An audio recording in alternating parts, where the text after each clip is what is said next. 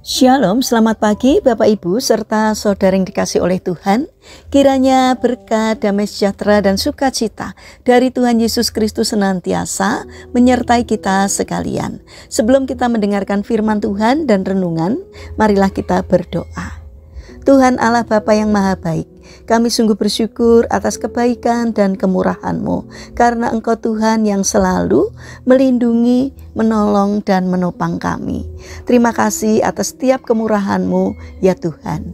Jika saat ini kami akan mendengarkan firman-Mu, urapilah kami dengan Roh Kudus-Mu, agar kami dapat mengerti dan memahami apa yang Tuhan sampaikan kepada kami.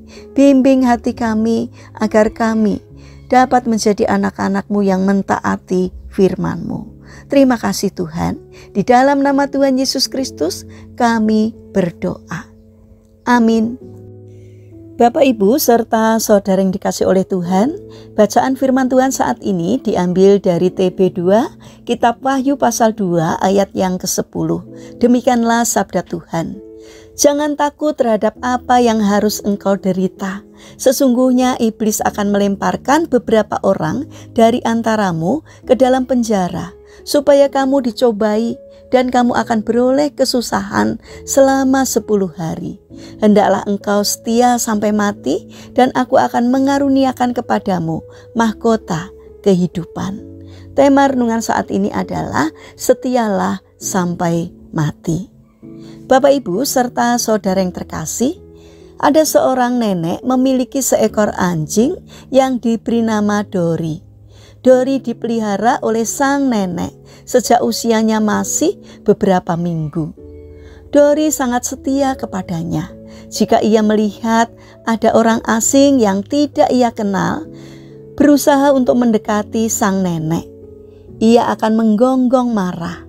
Jika ada orang mencurigakan, Dori tidak segan-segan untuk menggigitnya. Semua itu ia lakukan untuk melindungi nenek.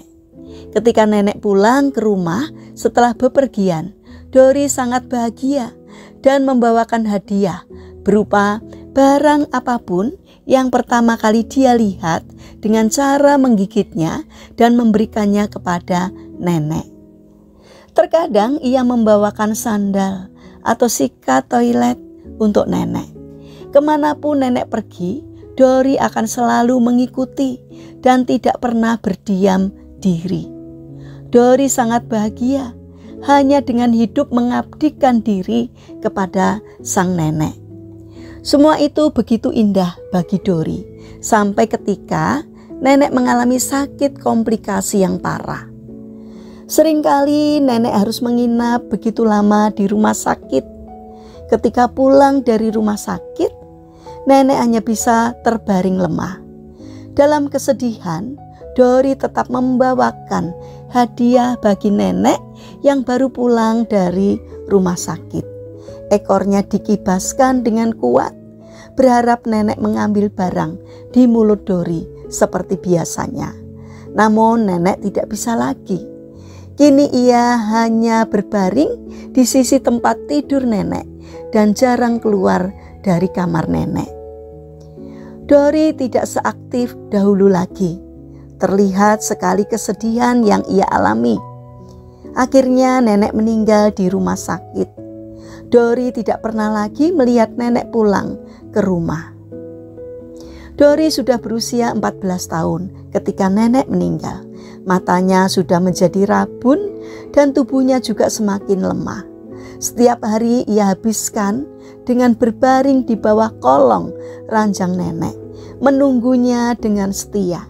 Akhirnya 2 bulan setelah nenek meninggal, Dori pun mengembuskan nafas terakhirnya.